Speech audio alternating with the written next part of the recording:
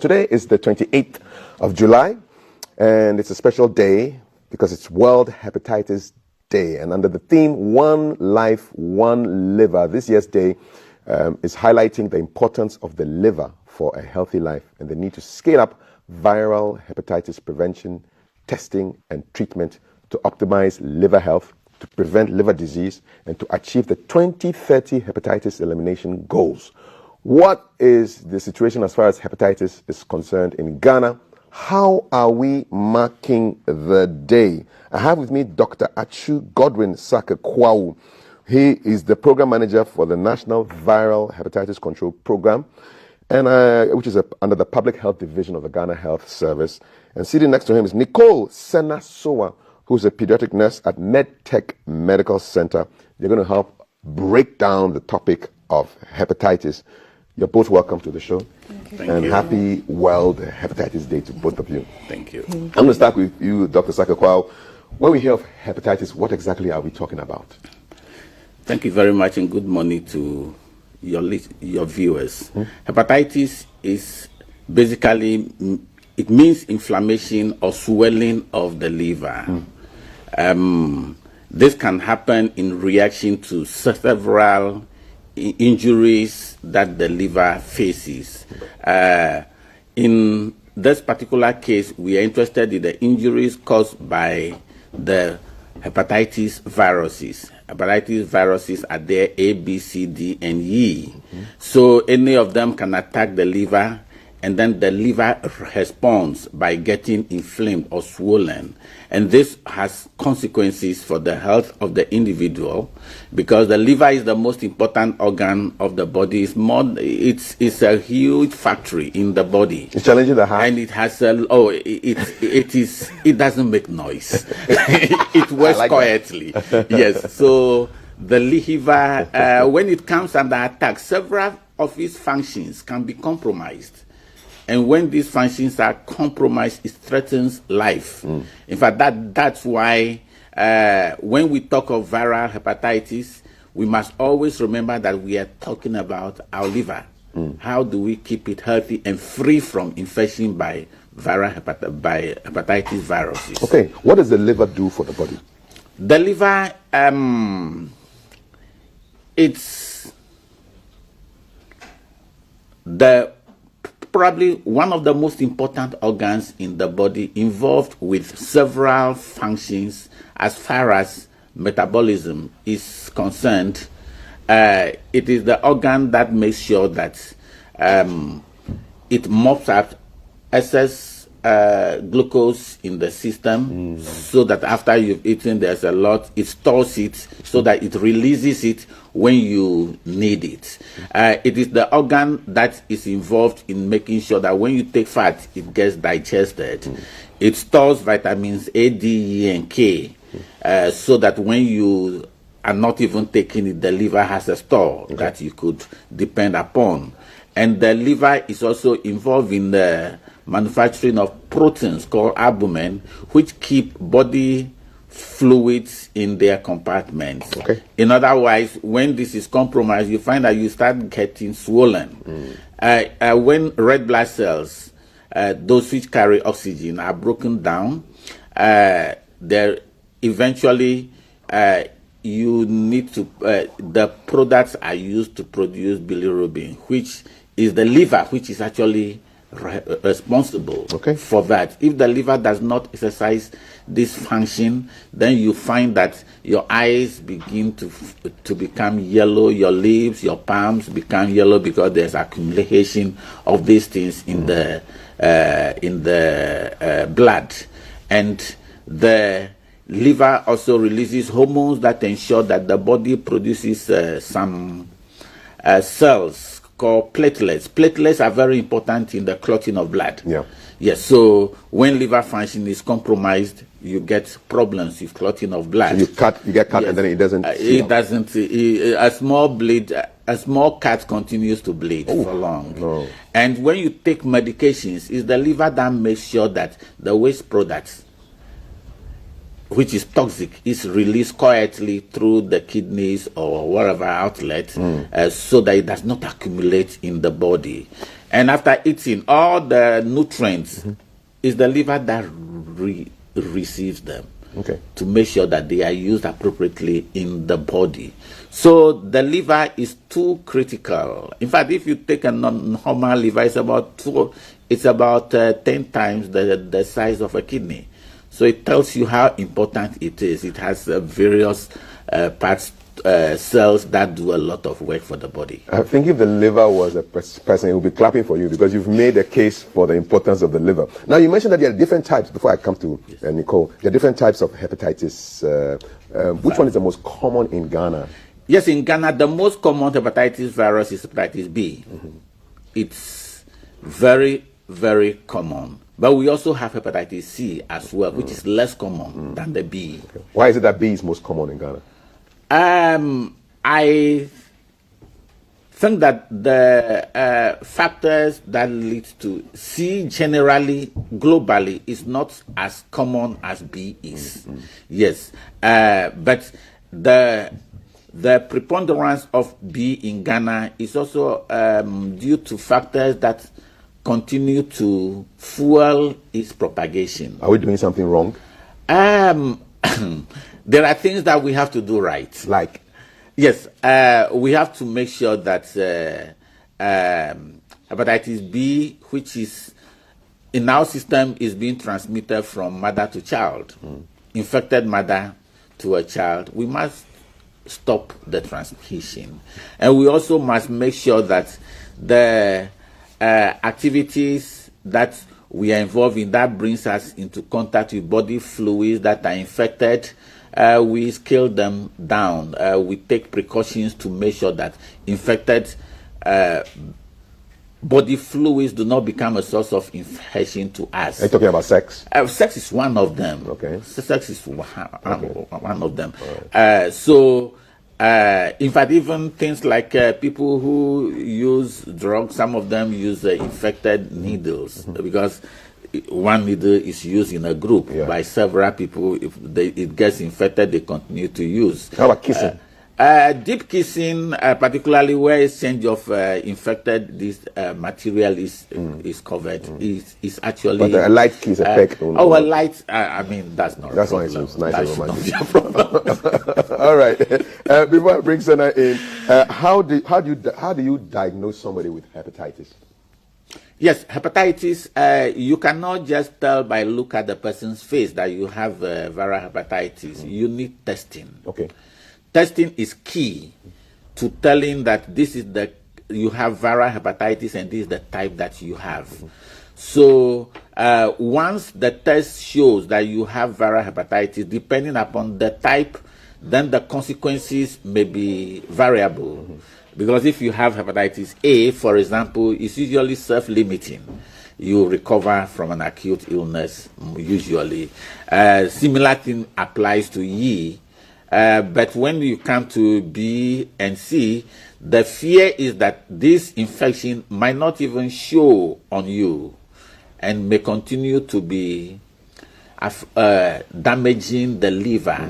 In this case, you get chronic hepatitis, which over the years can lead to development of cirrhosis. In other words, the liver becomes scarred. Okay. The smooth liver becomes scarred and hard, and it's unable to perform its functions. Right. Continuing liver cancer can develop out of it. And many young, productive people, young people with 29, 30, 40, they fall for these things in the prime of their lives when they are least prepared for it. So it's good to know early. It's good to know. And testing is the only way to know. Thank you. All right, I'll bring in Nicole now. So is it expensive to have somebody tested for hepatitis?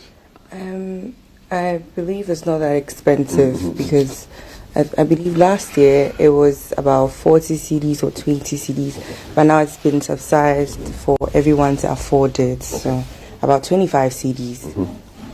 So you're a nurse, a pediatric nurse at MedTech Medical Center. How do you go about caring for somebody with hepatitis? Well, we're caring for someone who has hepatitis. First of all, you need to get a line of planned treatment, which is medications for the person to take home. and make sure they follow the routine intake of the medication, and also advise them that they should stay hydrated, take in a lot of water, and also have rest, have adequate rest, so that the body would help fight the infection, because when you stress yourself, you are working things up. And also having hepatitis is quite challenging for someone, so we provide we have clinical psychologists at facilities where they are able to counsel them and also tell them that they are not alone in times like this.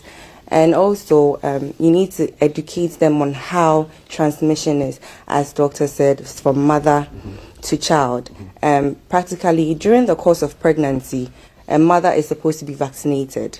The schedule is being communicated via their healthcare provider as and when to have the vaccination. And also when the child is exposed to something like this, you need to vaccinate them in the first, it's advisable that you vaccinate them in the first 12 hours. First 12 to 24 hours of after birth. And also sometimes you miss the chances of being vaccinated due to the expensive, the cost of the vaccines. So if you miss a chance like this, there are ways that you go about it where they have the weigh-in for the children, 6 weeks, 10 weeks, and 14 weeks. You can go for the pentavalent, and also chance might be that you might miss it, because some mothers are like, oh, I live far and there's no clinic around me, so traveling a distance to get my child vaccinated, they miss this chance. And so from 17 years going, we just advise that you need to follow up your care so that you monitor the health of your liver, have adequate rest, hydration, know that if you're having unsafe sex, you need to practice safe sex. You know that, and high-risk workers as well, getting into contact with sharp objects like surgical blades, needles, and people traveling. That sounds like your job. So you're all very, very careful. Yes, very, very careful in these sense. So if a patient has this, you need to just follow up the routine care, medications, and all that. Okay. Dr. Sakakwa, well, what's the extent of the disease burden as far as hepatitis is concerned in Ghana? Ghana is really described as hyperendemic for hepatitis B, because once your endemicity or the prevalence, the level of the disease is more than 8 people in every 100. The country is described as hyperendemic. What's our rate? What's our rate? Yes, our rate, the last model rate in 2019 was 9.1, and that was quite high. Even just 2 years ago, we did some in-hospital studies, and that also established that even among those who were tested in hospitals, the rate was about 11 point something, 11.4 going. So that was indication. It's an indication that the rates are high. Yeah, so even when you come to hepatitis C, we have anything around 3%, as a proportion of which carry the virus circulating in them. So these are all problems that we have. When you come to A is associated with A and E. They are actually associated with sanitation. So many of us have been exposed as children, given the environment we live in, and many of us have immunity. Yeah. Hepatitis D is also there, but it's associated with B. In Ghana, we don't know yet how much hepatitis D is associated with D in this country. But the good thing is that once you do something like vaccination to prevent B, you will never get D. Okay. Because you need B before you can get D. All right. Yeah. Nicole, you were saying that once it's established that the person has the disease, and there's psychological counseling? Yes. Why is that? Why is that so? Okay, so hepatitis tends to be quite, I would say 100 times deadly than even HIV. So people feel like, okay, when I get it, I'm going to die. Because as doctor said, it's quite, it hides itself. It hides itself. So maybe you might get A and you treat, it's self-limited, you get treated. But B shows itself, you are like, oh, okay, I felt ill one time, I'm better now. So there's no need for me to go to a clinic or a hospital. Then it comes again, then again and again. So when it's left untreated, that's when it gets severe as to getting the liver cirrhosis, liver damage, and all that. So when the signs and symptoms show, like fever, body pains, when your yellowish discoloration of your eyes, like jaundice, and also dark urine, I believe that you should go. But when they go through the process like this and they leave it untreated, then it gets worse. And now that he has to go get medications and all that, liver transplants as well. That's quite expensive. It's expensive. Doc, you want to add something to it? Yes, I want to say that, in fact, if you are lucky to be ill, then somebody identifies that you have it. So it's good that when you fall ill like that, you should check to make sure that it is hepatitis, so that you are aware. Then you can know how to manage it yourself. Unfortunately, a significant proportion of people don't show anything. They are asymptomatic. So that is what is even more deceptive about it. You are walking around in this room. I'm sure, God forbid, if we go now, then if we test now, some faces may start going down because you never expected it. Is it one of the routine things that happen when you go to a hospital where they check your weight and they check your height? Do you also test for hepatitis B or hepatitis as a standard thing? It's not routinely checked, except among pregnant women in a number of locations. But routine checking is not done. You must. That's why we want people to take their liver health into their own hand. Request for hepatitis B and C test in a hospital, they will do it for you. Okay. And when they realize that people are coming asking for it, they will even prepare themselves more, get kits at a lower price, and then offer it. Okay. So we need to actually demand this test so that we know that as we walk along, we can walk confidently, knowing that our liver is quietly doing what it should be doing. Where is the location of our liver? Where is it? It's the right side. It's beneath the rib cage here on the right. Yes. Okay. It spans. You can feel it? Oh, I don't. In fact, it's behind the rib cage, so you feel the rib. Okay. But when it's diseased, at times you can even feel it here. You will feel something hard. By that time, it's too late. It's most likely. Most likely too late. Yeah. So we shouldn't really be feeling, but it's there. It's operating silently. It works silently. It's one of the organs I admire a lot. Nico, anything you want to add? We're almost up. What do you want?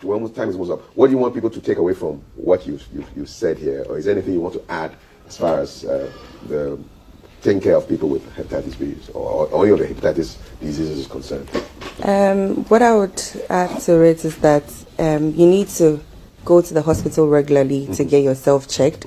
If you're not vaccinated as well, you need to visit your local health facility to get vaccinated as well. And if you're positive for the virus, you need to take the appropriate or follow your healthcare provider's advice by limiting the alcohol intake. So, and anything else like your diet, hard drugs, where it may burden your liver, which may cause it to damage. So I believe that they should hydrate themselves, go through the routine checkups to get vaccinated, and also the transmission from baby to mother. The pregnant woman should also be vaccinated in the course of pregnancy. And in any case where it happens that we are exposed, we should get treated. Anything that you are feeling, I believe that you should just go to your healthcare facility and see someone, and they'll help you through it. Thank you very much. Nicole Senna Soa is a pediatric nurse at MedTech Medical Center right here in Accra, to be precise. I'm going to leave you with the last word, Dr. Achu Godwin Seka. You are the program manager for the National Viral Hepatitis Control Program. What's planned for today? Yes. Today is usually a day that we launch into a lot of action to create awareness. Yes. In fact, that is actually why we are here, because we want people to know that you have only one life and one liver. Yes, hepatitis can devastate both. That too many lives are being lost due to hepatitis. So many people are walking around without knowing, undiagnosed, and hepatitis is preventable. Okay. With COVID now out of the way, this is the time to make sure we take advantage and make sure hepatitis is lifted on the agenda, and that so much is done about it. So on a day like this, we are working with our partners like the NGOs. We have a Hepatitis Foundation of Ghana, for instance, which is collaborating with Drive for Health, and they are going to organize free hepatitis B and C screening and education in Lamashegu in Tamale. We also have GASLID, Ghana Association for the Study of Liver and Digestive Diseases, with Ghana, with Hepatitis Alliance of Ghana. They are also organizing screening in Cape Coast Teaching Hospital. It's starting this morning. In Accra, Noguchi Memorial Institute for Medical Research, which I believe we all know very well, very important institution, with Ochia Mikomi Foundation, and MDS Lancet are having an event at the Madina Market near the STC yard. They are also screening and treating and also doing vaccination of those who they think have to be. In Rich Hospital also, there's a free screening going on, and people can take advantage of it. In Ho, GASLID is organizing a public lecture. They have been engaged in some activities in the last few days in Trafalgar, Anfuega, and Ahwe, and then they are also having a public lecture today. The Ghana Health Service, in partnership with the WHO, we are organizing a public webinar this afternoon from 3 to 5 o'clock. Our issue is early detection and treatment of hepatitis C, why it matters to everyone.